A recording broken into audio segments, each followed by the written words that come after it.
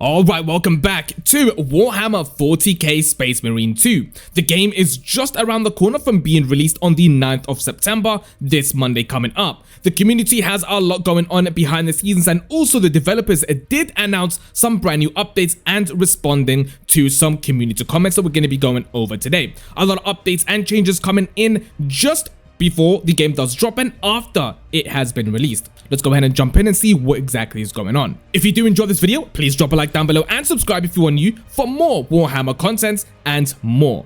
So just a quick tweet coming in from the Warhammer official Twitter page saying just a few more days until we hang out and play. Join us for a chance to win a copy of the collected edition of Warhammer 40k Space Marine 2. So if you guys want to go ahead and jump in there you go. There is the link down in the description for this. So the live stream is in 3 days on September 4th, which is the Wednesday at 4 PM BST. So there we go. Go ahead and jump into that. Now, if you guys do want to go ahead and jump into the giveaway that I'll be doing on my channel as well, all you have to do is just leave a comment down below, drop a like and make sure you're subscribed, and I'll be choosing a winner just in time for the release. Moving over to some brand new information about the actual game specifically for us PC players. PC players will require a minimum of 75 gig of available space to download Warhammer 40k Space Marine 2 from Steam. Additionally, it recommended to download and install the game on an SSD to improve loading times and gameplay experience. So make sure you free up some space in your SSD if you want the game to run as smoothly as possible. Moving over to Xbox players, it will require at least a 58.59 gigabytes of available space to download Warhammer that is on Xbox Series X or S consoles. Additionally, players must purchase the Xbox Game Pass Ultimate or Xbox Game Pass Core separately to access online multiplayer on consoles. And finally, for the PlayStation players, your download is 54.401 gigabytes. And they must have an active PS Plus subscription to access online multiplayer. So there you go, that is how much space you need to free up on PC, Xbox and PlayStation. Moving over to September 5th, the early unlock for consoles. This is the loading times for all of you across the world. Obviously for London it's going to be 2 PM, which is absolutely great. This is where I live, us in the UK. Obviously you have Europe over Paris, you got everything there, so make sure you choose your right country, and that is the time it's going to be released. Now, just a little heads up, the community isn't too happy about something specific about the release on Steam. Now, it says players should not be punished for buying the game. He goes on to say players should not be punished for spending more than the full price for a game by being given the game late. Advanced access is a lie and very anti-consumer. You are not paying to access early. You are paying to access on the actual release dates and not being late. Sad to see this on Steam. For all places, publishers and studios that partake in this behavior deserve every ounce of ilk they get for it and should be ashamed for it.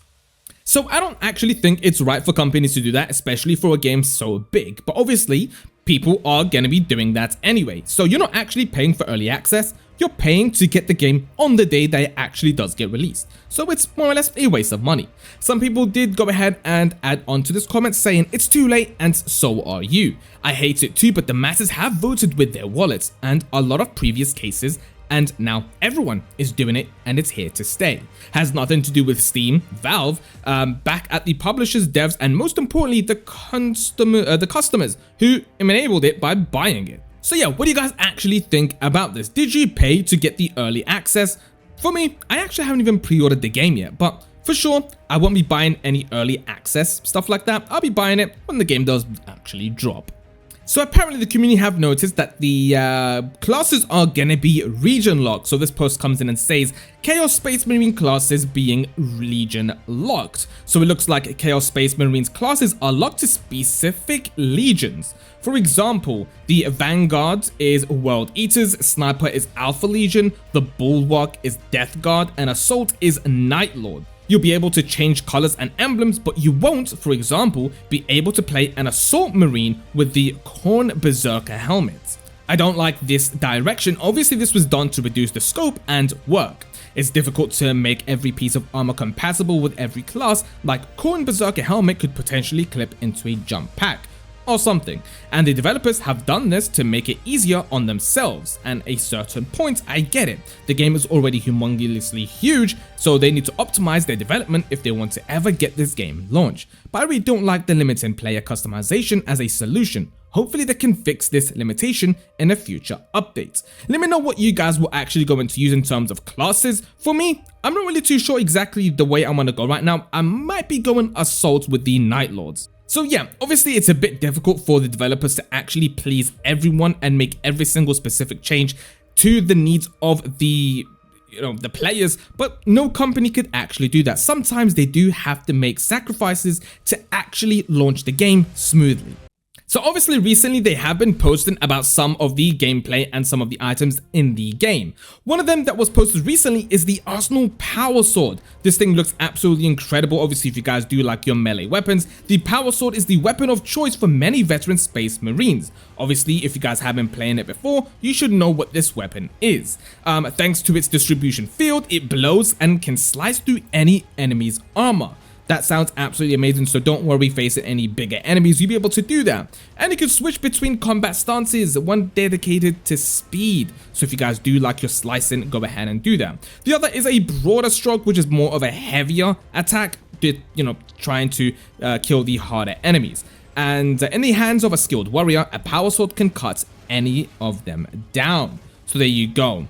Obviously there's some more changes to some of the playable characters right there. So yeah, that definitely looks pretty damn good.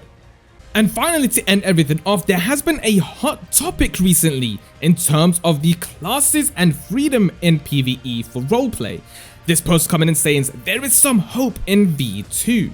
Add multiple classes for choice in private operations. Proof they don't intended to add it to public, as it's not planned to make it able to use the same classes in operations mode, I plead. If not universally, at least enable it for private sessions. Allow players to select the same classes in operations mode, at least in private sessions with friends, while in PvP restrictions make sense and balance for PvE, should prioritize fun and play.